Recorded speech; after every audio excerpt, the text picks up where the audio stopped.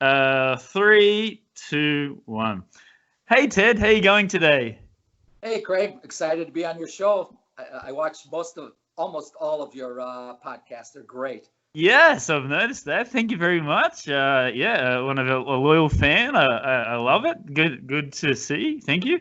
Um, so what time is it now at the moment? You're in California, It's right? Yeah, it's 7 p.m. over here, Right. Pacific time. And perfect weather. Oh, Weather's 70 degrees. I live about 60 minutes north of Los Angeles. Well, it's a pretty good sized beach town, and so the yeah. weather's always 70 degrees here. It's ideal. Probably the best place in California to live. Yeah, right. So Yeah. speaking of Ventura and the USA, tell us a little bit about the coronavirus. How's your family staying safe? And like in that sort of area, are they starting to release the restrictions now? Well, luckily, everyone in my family's safe. All my friends are safe. But yeah, everything was going good, and people started celebrating. Opening up the champagne bottles, thinking that it's over. And now the numbers are starting to go up. So just when they started opening all the businesses up, the beaches, we just got a notice that California governor said that everything's going to be shut down again, a lockdown during the holiday weekend because it's 4th of July weekend.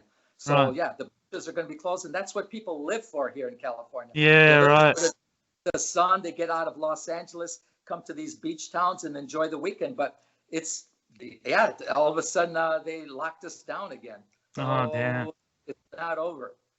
So tell us about that. What did you do on the 4th of July? It's a very popular holiday in the US. So what do Yeah, you normally do? families get together. They barbecue. They just go out, get out of town, go to the beach, go to the mountains. There's so many things to do here. You have mountains. You could ski in the mountains and surf on the beach on the same day. So Yes. it's a great place to live. You know what? I actually almost did that theory that you just said. The last time I was in the US, I think it was about October. So it was still hot enough to go to the beach. And then my friend said, "You know what? You want to go to Bear Mountain and go and have a ski?" And I was like, "That's just crazy." On the same day, and we have mountains here, so you could go up and there's snow in the mountains, and it'll be 90 degrees down here by the beach. Yeah, So you got it all here. So yeah, this right. is yeah, And California. and and how long have you been living in Ventura for now? About 3.5 years. I came from Chicago 3.5 years ago. My daughter lives in Los Angeles, so I thought, Uh-huh. I'm retired. This is the place for me. My partner of 25 years passed away, so I'm like, okay, I'm gonna start a new life, be closer to my daughter. I have a grandson now, so it's perfect. And then the last 4 months, I can't even see my family because everyone's Yeah. afraid that that somehow we came into contact with the virus. So it's Yeah. it's just it's just a strange environment.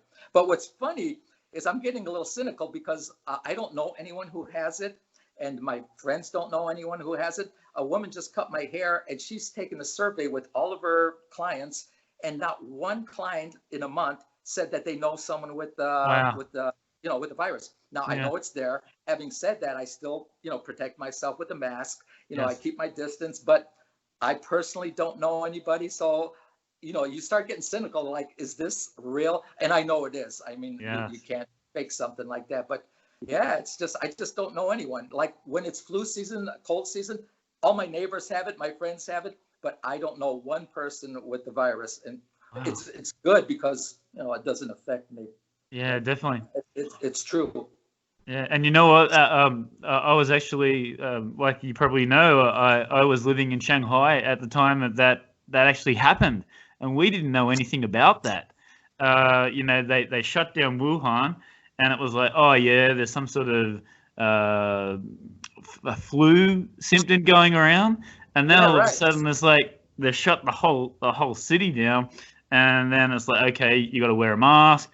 They're closing up all the shops, and it's like, so I was going to go to the US, but apparently Trump, the day after I was going to go to the US, he closed the borders, so I ended up coming back home. Such a Yeah, I shame. just Yeah, the Yeah, UK shut down for U.S. Citizens to go to the UK. So Yeah, everything's shut down. All of a sudden, Yeah. it's ramping up again, and it's getting scary. Just when we thought, this was, we were getting over the top, and here we go again. I just, I don't know what to say about it. Yeah. So on top of that, and I know it's a little bit of a touchy subject, but it's you have to be blind to not see it. With what's happening in the US now, just seeing lots of loitering and there's lots of racism over there.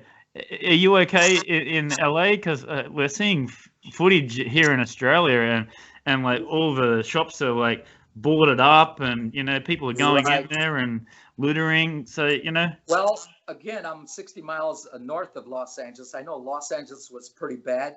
Yeah. But I understand the protest. I get it. But the looters, I think the media also sensationalizes. Yes.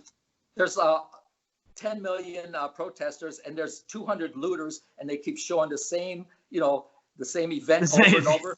Yes. So it seems like everyone's doing it, but they're not. I understand the plight, and you have to hear the voice of the people. And the protest I agree with 100%, but the looters just kind of like a little bit over the top, isn't it? Take away from it. But overall, I think it's a good thing. It's you need equality, and just everyone to just unite. Yeah, absolutely. Yeah, totally agree. Totally agree with you there. And I've loved my 4 times going there to the US. It's such a beautiful place. So many things to see. It's so like each area is so different and unique, and the people are just always they're always nice to me anyway. I haven't met too many arrogant or rude people. They're just generally nice people in the US, and that's why I love coming back. So hey, where did you go in the US? Oh, I've been everywhere. New York, on the East Coast, New York, Washington, Philadelphia, Florida, Atlanta. Well, I grew up in East Chicago, Indiana, which is just outside of Chicago on the Indiana border, on the southern end of Lake Michigan. I grew up there, and I lived there for 60 years, and this is a whole new life for me. So yeah, I'm still right. a new guy. Yeah, it'd be a bit different with the weather. And are you a Cubs fan, or are you a? Oh, absolutely. Yeah, you got to be a Cubs fan. Yeah. For sure. And you went to Wrigley Field. That's on my list. Yeah, several times. Yeah. Yeah, right. Oh, big fan. Yeah, they won the World Series a couple of years ago. Like 2 or 3 years ago. Yeah, right. Yeah. I love Major League Sports. So, okay, Ted, let's go back way back to the start. So you didn't actually grow up in the US. You were born in England, right? Right. I was born in Southampton, England, right after the war in 1951. My father was a Polish soldier and he's from Warsaw, Poland. So we're Polish. Right. So after the war, we went to England. They were our host until we found places to move to. So I was there for 5 years. Came to Chicago, and that's where I grew up, in East Chicago, Indiana. So can you remember any of those times, like growing up, like before you come to the US? Well, I remember I was in Piccadilly Square. I was just a kid, but I remember being in London and seeing the changing of the guards and by the Buckingham Palace. I seen things like that, and I do remember that. And I do remember being in Piccadilly Square. But of course, a 5-year-old couldn't care less about anything. Yeah, so I was clueless. And what was the reason why to come to the US at that stage with your family? Was it to just get away from to start? No, it was. Well, England was a temporary holding place for everybody. So some of our family went to Australia, some went to Canada, and most of them went to Chicago because in the 50s, Chicago had the largest community of Polish people. So they were very comfortable. So it's like almost moving back to Poland for my parents. Yeah. So, everyone spoke Polish there. This was in the 50s. And it's a perfect place for them. A lot of work at the time after the war, everyone had jobs. So, they got employment right away and everything was great. Right. Welcome to America. And tell us about those times there, like growing up in Indiana then. Was it were you in sort of like a country town, or was it more of like a No? East Chicago was a big industrial town. All the steel mills, refineries, everything. Remember, it was right on Lake Michigan, the southern tip of Michigan. So it's all industry. So everyone worked there. Everyone prospered, and it was middle class, but everyone had jobs. So yeah, there was no poverty. It just seems like it was the best of times for immigrants. Yep. And what were you doing at that? So you went to high school. I did see what high school you went to, but I can't remember off the top. High school. Yeah. Right. I went to Catholic school my whole life. Right. Yeah. Catholic school. Right. Catholic So school. very strict in that sort of time with the religion. Pretty much. It wasn't. They didn't shove it down your throat, but yeah, they preached it, and they had us in good control. And that's what our parents wanted, that because the nuns used to watch us like hawks and call our parents if we did anything wrong. And has that continued with you and through your family? The Catholic religion? Yeah, we're still Catholic. We practice. Right. We go to church. Yeah. It's a bit similar with my family as well. Like my Nana and Pop, who have both passed away, but they're very Catholic as well, coming from their family, and none of us have sort of taken the tradition, but we used to all hold hands and say the Lord's Prayer at Christmas time. So that sort of tradition has gone away. So you went on to university as well. Did you go to university? I did not. After that? I went straight to work for BP Oil Company. Right. And, right away. And then I retired about 10 years ago. I worked there for 37 years.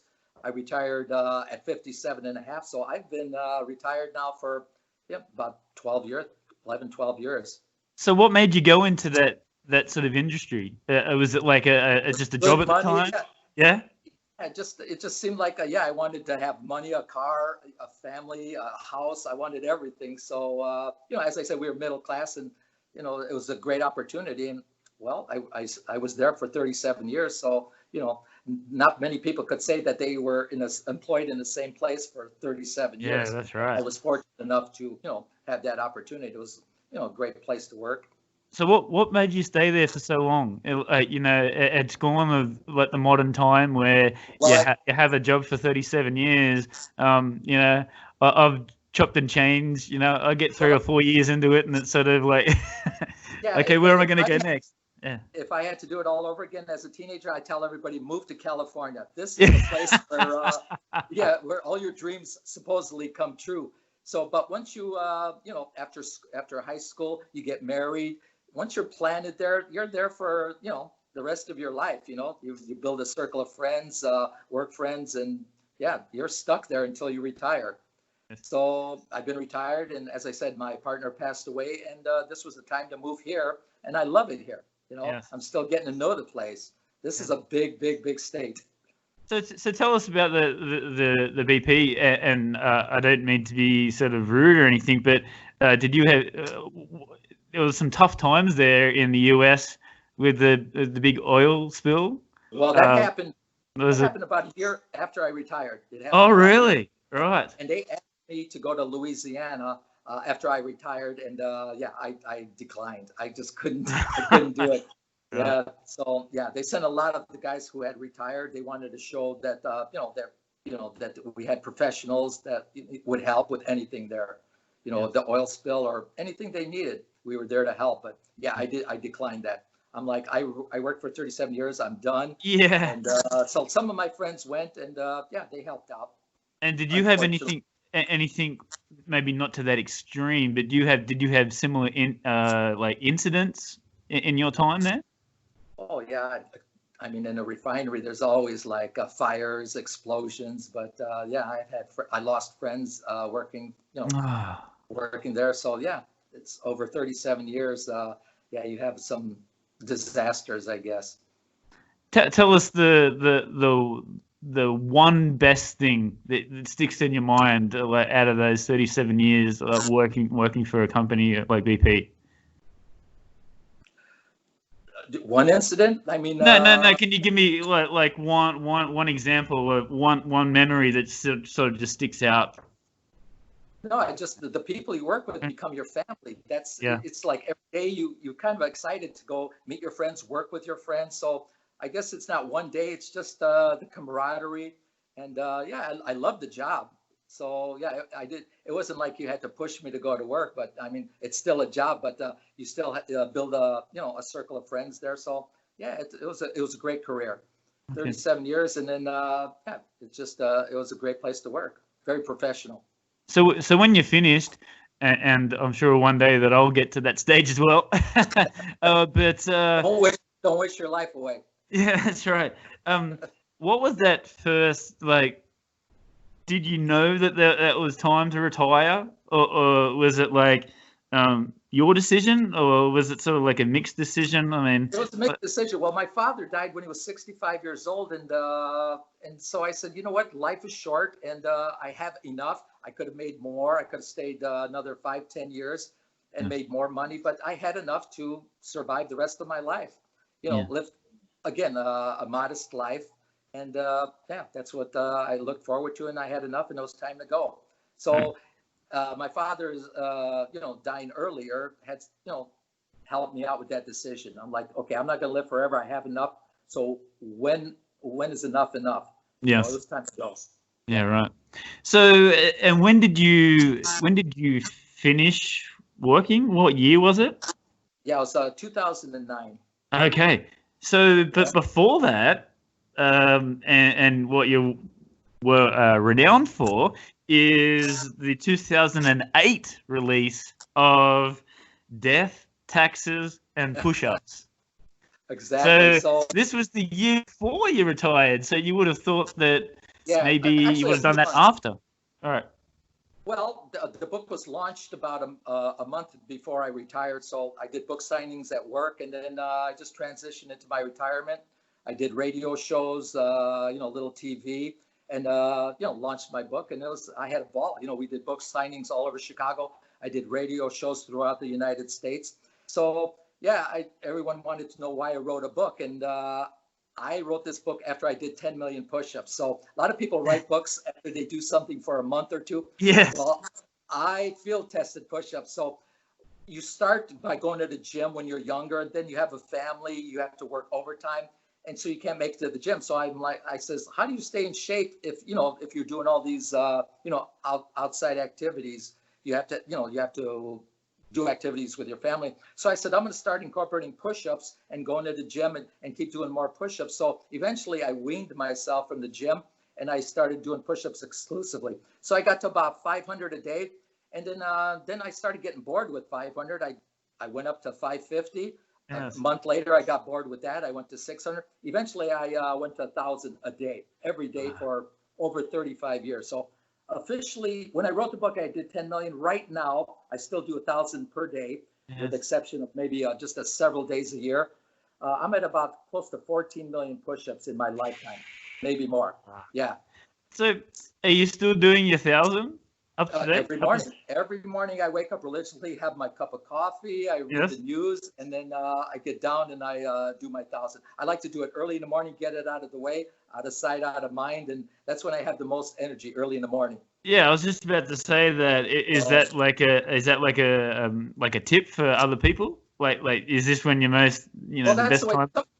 Some people like to work out at night, but I'm a morning guy, so it works for me. When your energy is the highest, that's when you do them. Yes. So it was a transition, but within about 6 months, I was doing 1,000 push-ups. It's funny how it's like running a marathon. You don't get off the couch and just run a marathon. Yes. You go around the block, you huff and puff. The next day you go around 2 times. So it's it doesn't happen overnight, but surprisingly, you could always do one more. So I just kept creeping it up and up and up. So everyone says that, like, how could you do that many push-ups? So that's why I wrote the book, to explain how it became a lifestyle. It's not, everyone knows how to do a push-up. You go up and down. So when I was the first person, by the way, to write a book on push-ups. No one has ever attempted it because you go up and down, right? How boring is that? Yes. So what I did is I'm going to turn it into a lifestyle, about a little bit about my life and how I went from the gym and I transitioned to just push-ups, because it's a core exercise and it works 95% of your body. You're not going to look like a bodybuilder, but you're going to look athletic, and it's very healthy. So yeah, you can't beat the push-up. It's all inclusive. It works all the muscles. It's like 10 gym machines all at once. Yes. So And you know what, Ted? It costs zero. and the reason I wrote the book, it's for people with low income and people who have money, but they don't have the time. So it's about, like let's say you're a busy executive. You can do them in the office. You could do them anywhere. You could just go to the other room and then there's people who can't afford a gym. They can't afford equipment, books on it. So, I mean, how simple is a push-up? But you have to you got to train people and show them, how you did it, and they follow your steps, especially after you've done 10 million, because they'll say, there's a guy who field tested push-ups, he knows what he's talking about, as opposed to this young buff model who, you think that that's all he does is push-ups, but he's doing more than push-ups, That's right. So that's true. yeah, it's the most perfect exercise there is. And so after I wrote my book, then people started copying my book because they go like, okay, we're going to take it a step further. So, but again, I was the first ever in the history of books to write, from beginning to the end about push-ups. And again, I incorporated my life. I talked about myself and, how I motivated myself. And then I do train you in the book. There's a beginning, intermediate, and, more advanced level. So you could see, how it develops. So it's for everyone, and it's for women as well. It's not just for men, kids, and it's, even children, because they shouldn't work out with heavy weights when they're that young. Yes. But a push-up is perfect. It's just, it's just a great exercise, all-around exercise. And you know what? Bruce Lee has always it always sticks in my mind that you don't have to go into the gym and do the heavy weights. He always says that if you could push your own body weight, that's all you need, right? Exactly. But if you take it to a higher number, you're getting an effect like kind of like weights, Yes. Because it's like it's kind of aerobic and anaerobic. When you do it in higher numbers, you're getting more strength and muscle tone, and then it's a little bit aerobic because you're doing in such high numbers.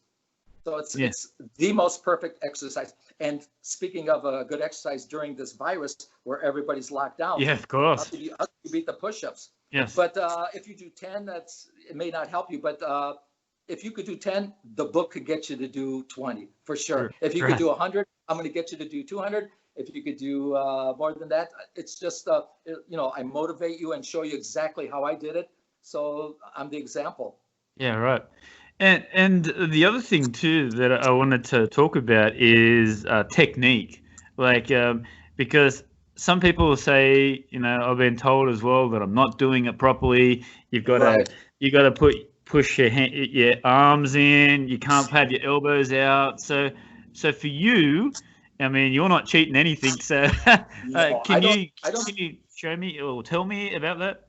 Okay, I don't do anything fancy. I do. Yeah. It's kind of boring, but because of my high numbers, that's where I get the effect. So I just do them shoulder length apart, and all you do is go all the way, up and lock your arms, and then 90 degrees. You don't have to go any lower and stretch those muscles because you're looking for an injury. But but when you start going higher and higher numbers, that's when you start building, your muscle tone and burning calories, and you're getting an all-inclusive workout with that.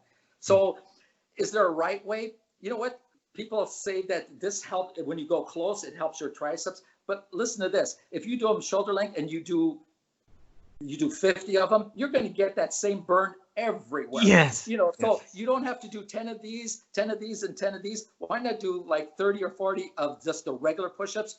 And it's like a transmission in a car. You start doing more and more, and then you shift into a higher gear and higher gear. You're going to use the muscles that mimic all those different ways of doing push-ups. So I do the standard push-ups if you like to try them, but my thing is get the numbers in. I like to do them in higher numbers, and that's what I've been doing all my life, and I'm still doing them every morning. So for 35 years, it's just a part of my life. It's my lifestyle now. It's addiction. And were you always like a gym junkie, or were you always sort of, physically fit, like even back then before you started this Well, yeah, in high school, you're always physically fit and you want to stay that way. So, early on, you go to the gym, start working out with your friends, and you feel good. And then again, you get married, and then you start missing those workouts. So, what can you, do, to mimic the gym? So you do push-ups. Yes. And you're saying before, how you sort of build up to it. So how did you do it? Like, you just didn't do 1,000 overnight. No, like marathon. I said, you start slowly. You do 10, and then you do, the next week you'll do 15, and you just keep building and building. Yes. So it's just a transition. It's kind of like jogging and running marathons and things like that. So yeah, but it doesn't take long. One thing about push-up, like I said, it's you could always do one more. If you could do 10, you could do 11 for sure. You just have to keep doing it consistently. It's all about consistency.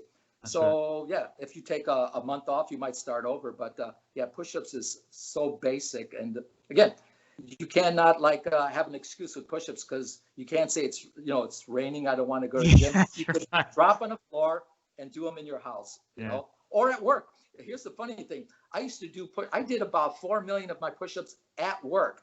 Wow. And I have had people come in and they go like, "What are you doing?" I'm like, "What do you think I'm doing?" I'm doing push-ups. I was at my desk. I had my phone. I wasn't, some of these guys who said you can't do push-ups, they were out smoking 10 times a day. That's right. And then they would come in and say, "Well, why am I doing push-ups?" Well, I'm being healthy. I'm alert. And all you do is smoke. So, and I'm right here at my desk. So, yeah. And they encouraged it after a while, They said, they started bringing in exercise bikes and things like that just to keep your mental state going. Yeah. So now that you've done 1,000 a day, have you ever had the urge to sort of, make it 1,250? There's a point where it becomes ridiculous. So 1,000 is a lot, and I'm thinking 2,000, by the way. Yeah. But it's not necessary. Then you're like, it just becomes an addiction and it's too much. But 1,000 works for me. It takes me about an hour, and I'm done. And has there been times where it's like, oh, I'm so tired, I just can't do it today? I look forward to it because it in the morning, after my coffee, obviously, I wake up, I'm alert, I feel energetic the whole day. So yeah, I don't dread it. Like when you go to the gym, it was just the drive there was harder than the actual workout. So if you're at home or wherever you're at, you can't beat a push-up. Yeah, that's right. That's right. You don't need exercise bikes or any tubular junk that you're going to sell at the garage sale. So. And is there plans to release a follow-up? People have told me what can you do, but it's very hard to. How do you do a sequel to a book? Like push-ups are so basic. People start inventing things to put in a push-up book. My book was the first, so it was about my lifestyle and how I transitioned. And yeah, it's probably the last book I'll ever write, but it was a great experience, and I changed a lot of lives. In fact, we sent a lot of my books to Iraq during the war, and a lot of veterans hospitals. And you know what the greatest thing about the book was? It wasn't the money, the royalties. It was about the beautiful letters that I got from some of the soldiers. I had an Army sniper who was shot. He said he was a power lifter, a big, strong guy, and he was in a hospital. He had wounds. We didn't really discuss that, but he called me. We talked by phone, and I sent him. And he said, by the way, that the book helped him recuperate because he was doing heavy weights, and then he started doing push-ups the way I was doing them and increasing them. He started getting his strength back, and then when he got home, he says it saved his life. And that was one incident. And also a female was wounded in one of these explosions. Mm-hmm. And she also read my book, and it helped her out. So that's where you get the satisfaction from the book. It's not the money. It's from these letters that you change someone's life. Yes. So that was... Sorry, that was two from the war. That was my next follow-up question. Who has been inspired by these books? Have you got people from overseas? You said from the war, like the people from the army. But have you had any other sort of stories or experiences? Well, a lot of, when my book was released and they found out I retired, they wanted me to go across the country and talk to grade schools, high schools, even some colleges. They're all subsidized. They have money for anything related to health and exercise. They bring speakers in and they make really good money. But I didn't want to travel. I had retired and I did not want to travel. Plus my partner, was sick. So, I couldn't leave at that time. But yeah, there's opportunities from the book. You don't make as much from the book, but you have speaking engagements. Remember, the word author means authority on any particular subject. So since I was an authority, they wanted me to be a speaker everywhere. I got letters from schools and I just didn't want to start that because then it started being like a carnival. You had to travel all over the country and be away from your family. It sounded exciting, but I declined. But yeah, a lot of schools were interested in me speaking to kids because you know what? Again, a push-up is so simple, and they just wanted me to talk about my lifestyle. And it'd be great for kids, high school kids, athletes. And you also talk about the push-up, but I'm sure, and obviously, it's also about your diet as well. I mean, you can't be, going to McDonald's or Burger King or, I'm doing all these push-ups, but So do you talk about that in the book as well? Well, I'm not an expert. I'm not a nutrition, so a lot of the things were just taken from the internet and just things like that. But I'm not a nutritionist, so I can't really say about nutrition. But I lead a healthy lifestyle. I eat my vegetables. I eat my fruit. Everything is pretty regimented. So yeah, it's a 1-2 punch. You got to have a good diet and an exercise. So they work together. And sorry, one more thing that I wanted to ask, and I found it interesting. I was reading up about the book, is that it's not like just for the normal person doing a push-up. It's just you're just using your shoulders and your arms and your chest. But you're saying that it actually works your whole body. That was interesting. Remember, you hear they tell you to start doing a plank where you're like it's kind of like isometric. Yes. So when you're in that push-up position, you're squeezing your stomach, your butt, your legs, everything is working together. So isometrics work very well too.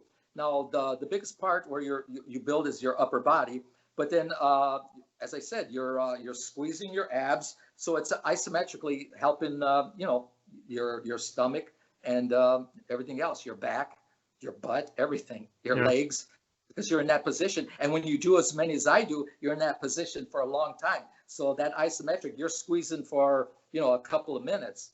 Yeah. So again, I don't do 1,000 at once. I do sets of 150. I do like 7 sets of 150. And then I take about a 3-minute rest in between. So within less than an hour, I do 1,000 a day. Right. And have you had any sort of obviously it sounds like you haven't had too much injuries in your time either. Have you had any sort of major injuries to sort of? No, actually, it's for a while you get a little carpal tunnel, and it went away in about 2 months. It's I've never had an injury. Nothing that kept me doing them. It's just like muscle memory. Everything is just it's like riding a bike. It's like a sewing machine. Everything's working. So I got it down to science and no injuries. When you do something different, that's when you're you might get an injury. But as long as you stick to the same exercise and just increase the numbers, you're doing the same thing, but it's still building your whole body at the same time. And did you ever play any sort of sports or, in your time? I wrestled 1 or 2 years and that wasn't for me. I like to just go to parties. Wrestling? That's awesome. But I decided parties were more fun. It was just chasing the girls, right? Chasing the girls, right. Awesome. So, so you brought out the book. It was very successful, and then you moved from Indiana to Ventura. There you go. So let's talk about it now. Let's talk about where people can get it. Where's the best place? I actually delisted. It was on sale. I had it in bookstores throughout the United States, libraries throughout the United States. It was on Amazon and different book sites. But I delisted it about 4 years ago because everyone started copying it. Mine was the first, and all of a sudden there's 20 out there. They just took, in fact, they plagiarized a lot of my stuff. So I don't know if that's, yeah, it's almost a good thing for me because, just them copying me is, it shows that, they trust my judgment. But how do they get away with that, but Ted? How do they get away with that? Isn't there like a copyright infringement there or something? It is if you use the same sentences and everything, but they take my system and put their little twist on it. That's all. Mm-hmm. But it's almost the same. They put a few more pictures there, and they try to, yeah. They just take a little step further. So now there's 20 of them out there. So I decided, I'm going to take it off. It's still available through like third party, like websites. But yeah, I don't have it out there, today. Right. Because and speaking of that, like people taking advantage of your material, it's saying here that it's a $35 billion industry. It is. It's a $35 billion, and they're so misleading.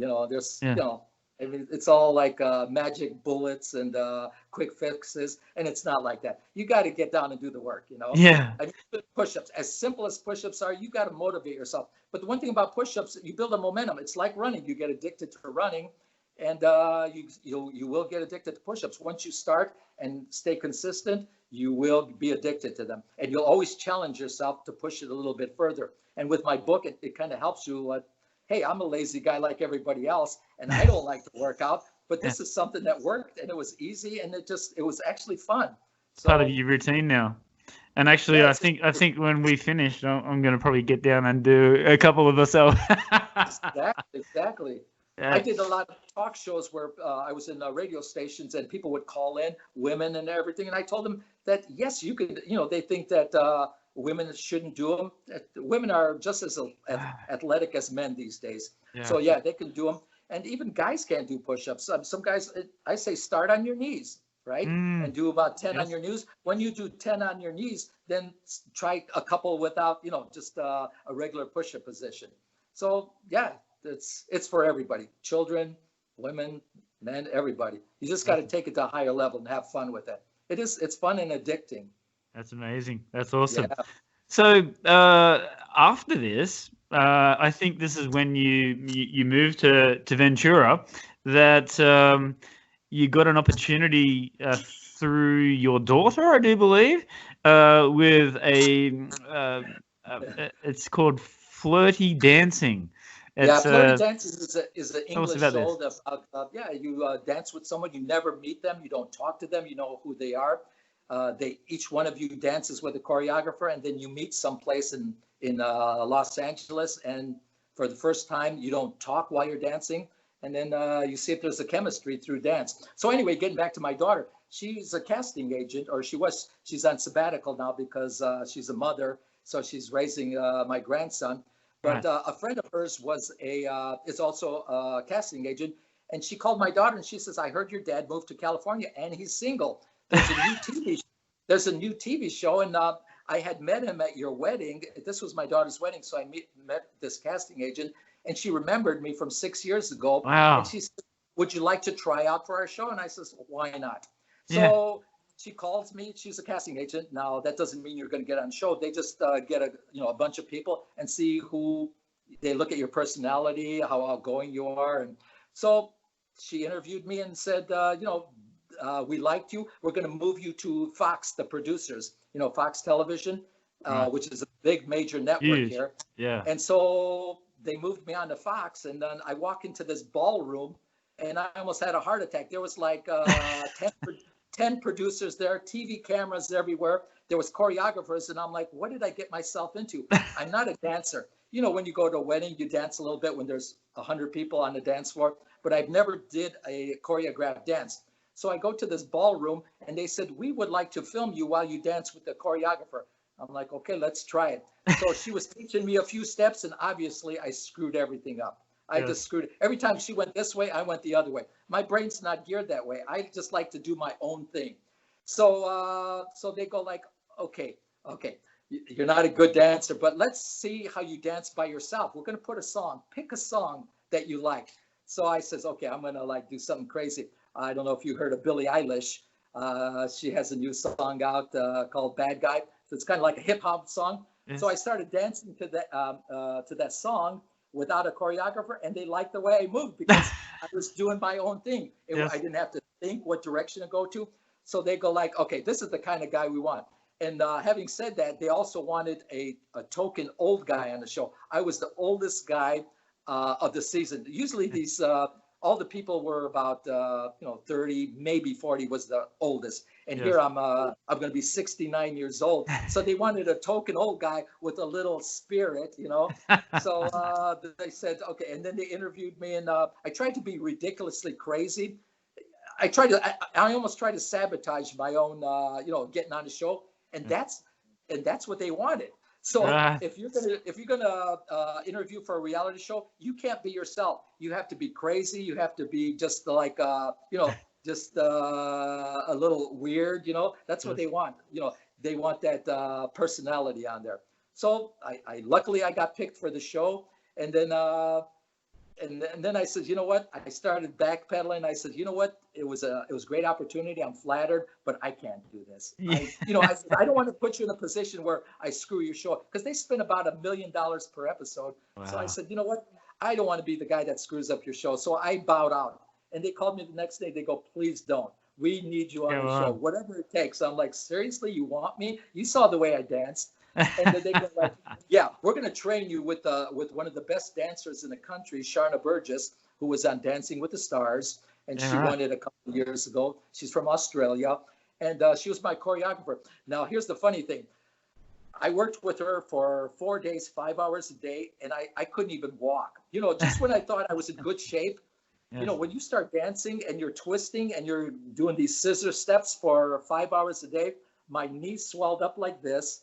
And I was, so I have a great respect for these dancers who I thought were like, okay, anybody could do that. But no, they're world-class athletes. Yes. Dancers at their level are amazing. They go on all day. They do these, these spins and everything all day long. And the girls are on high heels, but it was hard work. Reality shows are a little bit staged. This one was not. This one is about dancing. And I thought they were going to baby me. No, they put me to work, and it was 5 hours a day. I was exhausted every day. So yeah, finally I was called the picker on the show. I had to do 2 dances where the girls that I danced with only had to do 1, because I picked one of the 2 to be my date. That's the whole premise of the show. You dance with someone, and then to pick the one that you attracted to, supposedly. But yeah, I was exhausted. When I was done with that show, I says, I'm retiring. Don't ever call me back. This was the hardest thing that I ever did. But it was also the most challenging and the most rewarding, because I got to see what's behind the camera. Yes. You appreciate more. When you watch a commercial or something, it might be 30 seconds. But if you knew what goes on behind that, the camera, oh my God, I'm like, this is crazy. There's producers everywhere, cameraman, lighting man, sound man, it's overwhelming. And now I appreciate when I watch a show, I know what's going behind the lens, that was probably the best thing that I got out of the show, was the opportunity to see what's on the other side. And it was a great experience. I loved doing it, but it was hard work. And it wasn't like staged in any way. Like that's interesting. It's very interesting. Yeah. So I thought I was going to get on a reality show where I could be so. No, they put me to work, and they got their money's worth. Yeah, right. And they by the way, they don't pay nothing. Nothing. It's minimal. It's very minimal. Well, but the thing is, I guess that the same with your book, where you probably get like people calling you up, radio stations, and to do interviews. Then so I guess that's the way that you're sort of going to make money out of doing it. But you're not sort of doing it for the money anyway, right? No. And you don't make that unless you're a famous personality. Where you make the money, as I said, is you go to high schools, grade schools, and they pay quite a bit more than I would at work. But you're doing that on a daily basis. I could have went for a year, probably two or 3, and made a fortune. But you're traveling all the time, so absolutely. And what was your opinion before you reality TV? What was your opinion before, and what's your opinion now? Well, I thought it was a joke. Well, reality overall is kind of staged. You know, they kind of like make you do things you don't want to do. But this Yes. was strictly a dance show, and it was so private. I could not meet the girls. They had security around me where when I was walking down a hall, they would actually have guards around me so I wouldn't see the people, you know, the two girls that I was dancing with. It was top secret. Yeah. I felt like the president because these guys were talking to this. Oh, yeah. They Right. I said, they said the picker's on the move, so we're coming down aisle number or hallway number 4. So it was Yeah, right. top security. I had producers holding my water, another guy holding a sandwich for me. I mean, they pampered. They did not want me to lift the chair. They said, "Do you realize that if you hurt your back or anything, we're done?" Because all the money that we put in you. So before I did the show, they came to my home and they did a lifestyle. They met my family. They wanted to know what I did during the day, my push-ups, my my regimen. So they had a camera crew of about 10 people here. They spent a day with me on the beach and my family and got to know me a little bit. So yeah, it was just it was it was a great experience, but a lot of hard work. And that show, Flirty Dancing, was the real deal. That was legit. Yes, and it also sort of changed your life really because and correct me if I'm wrong, but the girl that you danced with is now you're in a relationship with her? No, we had a good relationship. The girl I danced with, and we were good friends, and we bonded over the show. But she lived far away. She was a dentist, and her lifestyle didn't match mine. But I met someone shortly after the show. Right. So the show kind of helped me out because it brought my status up a little bit. So yeah, the ladies were interested in a professional dancer. They figured, yeah, I'm a dancer, but I'm really not. But on the show, they made me look great.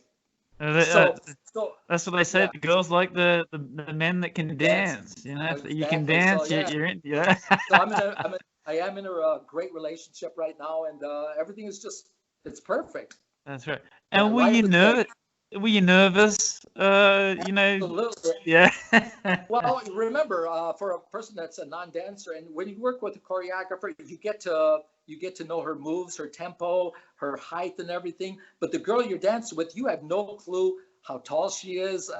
So when you actually meet her, you may be off a step. So she may go a little bit faster than you. So everything is awkward when you meet them. So I mean, thank God for camera work, because whenever you misstep, they'll go to your face and then they'll go back to your feet. But I mean, most people, I would say about 80% of the people on that show were non-dancers. There's a few people that were experienced, but that's what they wanted.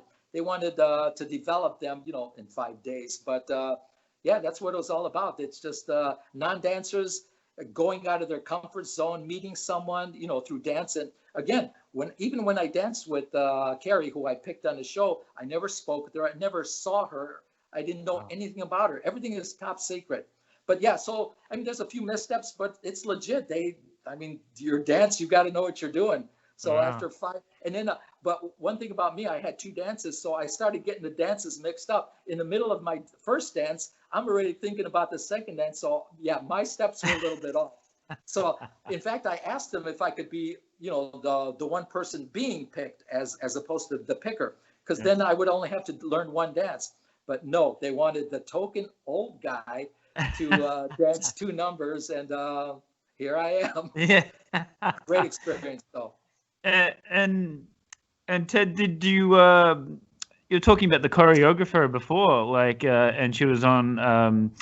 She was actually from Australia, you were saying, right? Yeah, she won Dancing with the Stars, and they have I think it's the Dancing with the Stars in Australia, and she was one of the judges there. So she's quite a celebrity, and she's been dancing for. Her name's Sharna Burgess, and she, as I said, she won. I think it was 2 years ago. She won Dancing with the Stars. Oh, that's awesome! Yeah. Yeah. And you were saying a Wagga Wagga girl. Wagga Wagga. That's where she grew up. I don't know where she lives now, but she's back in Australia because I watch her YouTube videos. Because she's a celebrity, and she's a world-class athlete. Just being a dancer.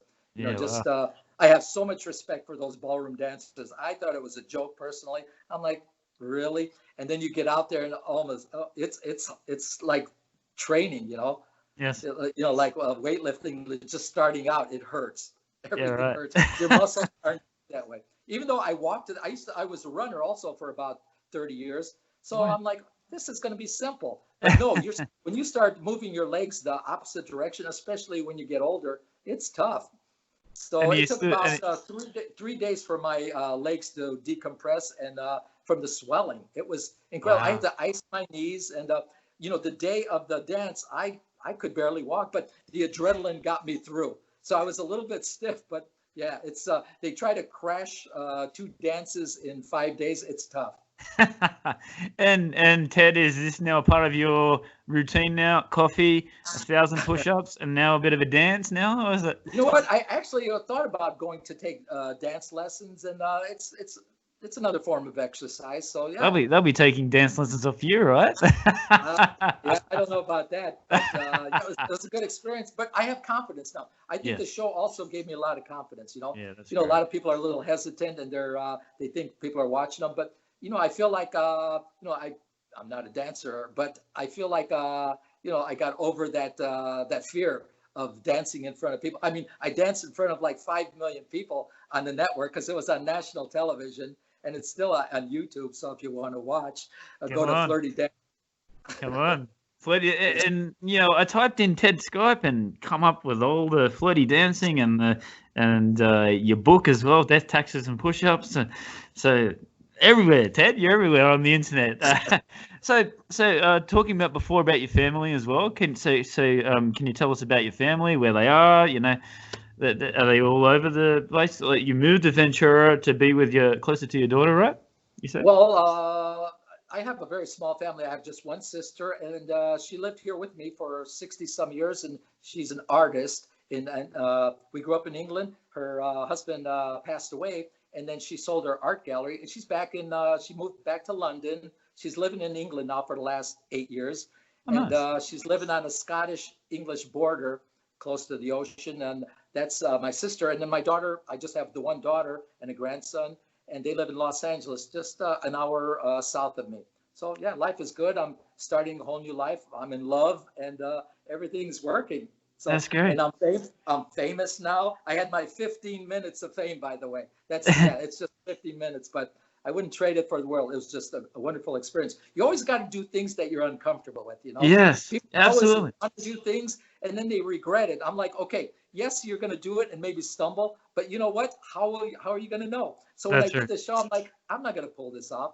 My friends are going to laugh at me. It's ridiculous. But you know what? You have to challenge yourself. And I says, okay, I'm going to do this. It's going to help my confidence. And I always had confidence, but to do something on television and expose yourself. And when they interviewed me, they get personal about your life and everything. So, I had to talk about my partner who passed away. You don't want to go there, but yeah, you get. They want to just get the sad story and get them. Yeah, they have to do that just to get up close and personal, get to know you, and then before you dance. But it went really well. Everything went well, and it was a wonderful experience. And my family and my grandson got to be on television with me. And That's my son- awesome. because before we did the show, they came to the house and we spent the whole day together. They met my family. They were on television. So my grandson, when he grows up, he could say to all his friends that he was on television when he was a year old, Right. So yeah, it was That's just amazing. a great experience for our family. And I like what you said before, like to go and challenge yourself and sort of do that. I mean, if you would have asked me a couple of years ago that I had a podcast going, I would have said you're crazy. And if you would have told me that I would have moved to China and lived there for three and a half years, I would have said you're absolutely crazy. So, That's bold. but you know what, Ted? It's just like you. It was the best experience that I ever had. And I've got so much confidence now. I'm doing the podcast. I'm the directing manager. It's just everything's sort of, because I did that now, so I feel it, I feel it with you as well, that you're doing things that are, a little bit out of your comfort zone, but, give it a go. A lot out of my zone. I never. If I did something on fitness, it would be different. But the show was on dancing, which is like, again, I always dance. I enjoy dancing, but I always did it in a crowd. But to do it with with a choreographer, it's completely different. And I said to I told you I quit the show, after I got it. 'Cause I told him, I says, you know what? Again, I was flattered, but I don't think I could pull this off. You may have gotten the wrong guy. They go like, no, we have the right guy. We want your personality, your energy for your age. Now, obviously the younger people danced better and they looked better, but they wanted to show, America that, this is also for, senior citizens. Yes. And I asked him, I says, so am I the oldest guy in the show? And they kind of looked around. I'm like, thanks a lot. I'm like, so you needed a token old guy, and here I am. But yeah, I'm okay with that. Would you do it again? Would you go on TV again? I would go on TV, but I don't know if I would dance. I would like to try something else. So yeah, it was a good experience, and I probably would. Yeah. I like challenges. Yeah. Especially when they say you're not going to do it or you can't do it. That's when I excel. I like to prove people wrong. So excellent. So let's get close to wrapping it up here. So what does the future hold for Ted Skup? Did I say that correctly? Did I say Skup correctly? Yeah. Ted Skup is right. You know what? I don't know. I'm still the new guy in California, so I'm going to explore the state. As I said, I have a new love in my life, and yeah, everything's going good. And yeah, the only thing I want to do is spend more time with my grandson, and I haven't been able to see him. That's the only thing that I miss, because the close contact and everything. So yeah, that's the only thing missing, is just spending more time with my family. And is Australia on your list? I would like. I think I have family there. As I said, when we left England, some family went to Canada, Australia. I do have relatives in Australia. I've lost contact with them, but and then most of us went to Chicago. But yeah, I would love to be in Australia. So I'm going to come visit you. So. and I asked the question like, what would you say to like an inspiring sort of an up-and-coming person that wants to write a book, or is struggling to work out a career? What advice would you give to that person? Well, just follow your dreams, and just do something you're in. Everyone has a story, whatever it is. Yes. You're an expert at something, just even though it doesn't become a book, it's actually good therapy. Actually, the book was good therapy because there was a lot about my life. So I incorporated a little bit of my biography with the workout, with push-ups, and I combined it all into one. So, write your story, even if it's for yourself. You don't have to publish it. Just write. Everyone's got that story or that book in their head. Start making little notes and do a chapter. You never know. It could evolve, Yes. So you got to start with a name of the book, the premise of the book, and something you're comfortable with or an expert in. You can't just talk about anything. You got to do something that you enjoy doing, a hobby or whatever, and work at the transition into a book. And, yes. Keep taking notes every now and then, because you always get these ideas when, out of nowhere. Always jot down, these things that you're thinking about, and then have like a diary. And then at some point, go for it, try one chapter and or make a list of different chapters, and every now and then work on one and see how it develops. It may not develop into anything, but it's a very good therapy. Yes. Doing the book released a lot of just things that I used to think about, and you do expose yourself in a book like this. I talk about my childhood, how I grew up, where I grew up, and things like that, coming from a divorced family, parents, and you expose yourself in things that you're uncomfortable with, but it's so therapeutic and liberating to get it all out. Yeah, absolutely. So everyone has a story. So yeah, definitely. Write your story. Definitely. And the more you travel, I think, the more you meet these people, and I could sit there for hours and just listen to these people. And that was the cool thing. And I've said it a couple of times on the podcast that. Especially in LA, you go to a random bar, and you could just sit down to the person next to you, and it's like, what do you do? Oh, well, I want to be an inspiring model, or I want to be a musician, or an actor, or a makeup artist. It's just, you're born in LA? Oh no, come from all over America, but not born in LA. So to me, that's inspiring, because they're taking a chance on doing something that they love to do. So I think that's just great. And everyone's interesting. And again, everyone's got a story. So I love listening to people's adventures, and I live vicariously through things that they've done. You know, Yes. if you can't experience it, you live through people who have, and they're just enjoyable to talk to listen to, and they inspire you. Yes. So when you hear somebody else and their success stories, then you want to do things like that. So it's contagious. So, you know, hopefully someone else has the courage to write a book, you know, just based on, you know, me getting out there and doing it. I've never written a book. Yes. It was, you know, people started saying, oh, you know, that's all you do is push-ups. You've done 10 million. You know, why don't you write a book? And I'm like, I'm not going to write a book. But then you start thinking about it, and you say, you know, I would like to share this because I am very good at it. Can you name 3 people that have done 13 million push-ups? I don't think anybody has. It's funny because you always hear about these Guinness's Book of World Records. Yeah. And these guys are phonies. You know, I was watching a guy. In fact, one guy emailed me after my book was out, and he says, hey, you have a chapter on world records. Why didn't you include me? It was a guy from Canada. I'm not going to mention his name. And I says, well, it wasn't for to be like specific. I just want to entertain people about these crazy people who do like 20,000 push-ups in a day or something like that. But the judges in Guinness Book of World Records, they don't know what they're judging. They can't have a judge for every genre. So they send a guy over and they watch this guy doing a push. All he was doing was bobbing his head. I watched him, and it wasn't even a push-up. So you know, it's a joke. So a lot of these people in these world records are not doing them correctly, and the judges are counting anything that they say is a push-up. So yeah, take that with a grain of salt. You know, you got to do them right, and you know, just straight up and then 90 degrees. That's all. Lock your arms. But it's not rocket science. It's very simple. And tell us, Ted, where can we find you on social media? Any endorsements? Where can we find your book? Where can we find the videos of you on Flirty Dancing? Yeah, you could follow me on Instagram. It's Ted and then a lower slash and then Skup. S-K-U-P is my last name. So Ted Skup, but in between my name, you got to do that lower slash.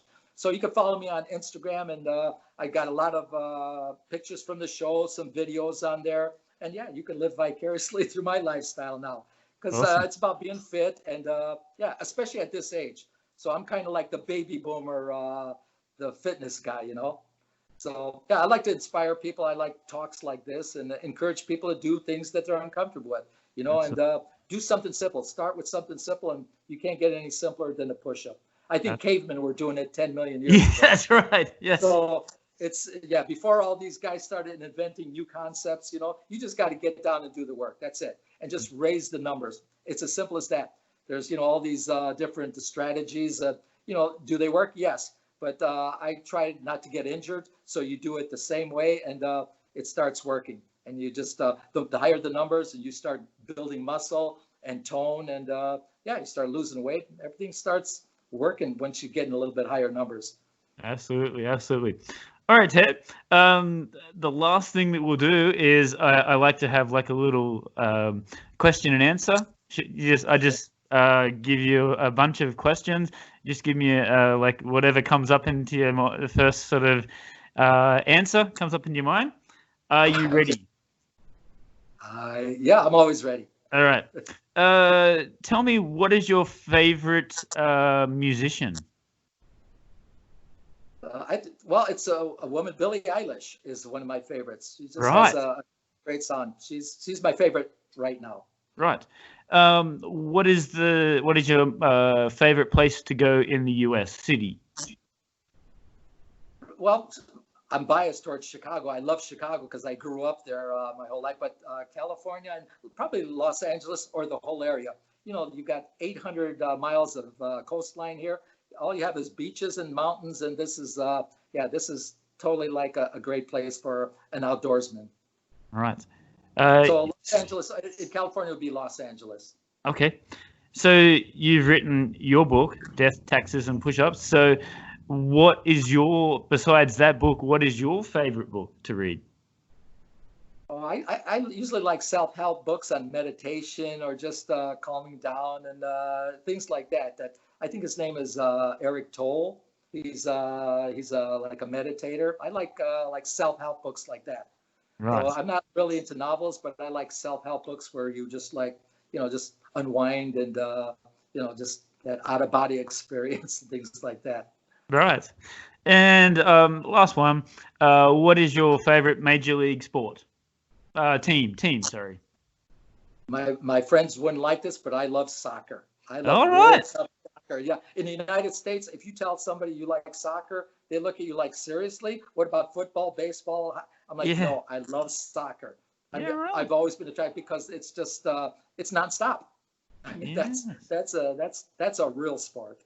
It's the world sport, and regardless of what any of the people in the US say, NFL is not played in every country. Baseball is not played in every country, but Right. soccer is. Soccer Everywhere. it's the world game, and Right. regardless, It's not big in the United States. It's coming up, but as far as the rest of the world, soccer is the only game. yeah.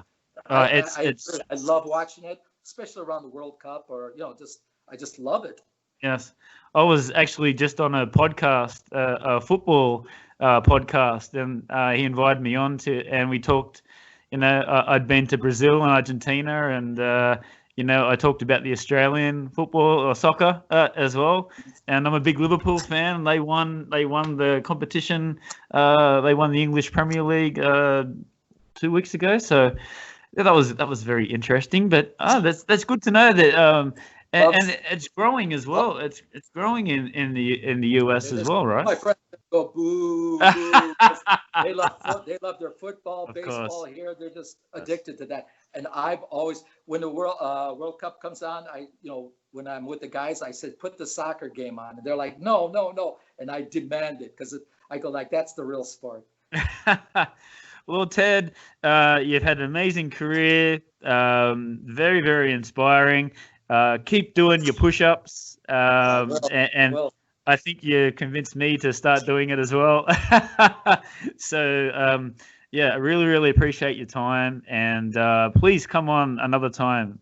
We should catch up another time and talk. I would love to be back on your show. This is it's inspiring, and again, I'm uncomfortable with doing things like this, but yeah, I love doing it. At the end of the day, I just love sharing my experiences with people. And if it would help them, like those soldiers, hey, that's what life's all about, helping others. Yeah, inspiring. All right, Ted. Thank you very much for your time. Have a great day. Okay. Have a great night. I'm going to do a couple push-ups to unwind right now. Oh, yeah, come on. Bye, Ted. Thank you very much. All right. Thank you, Craig.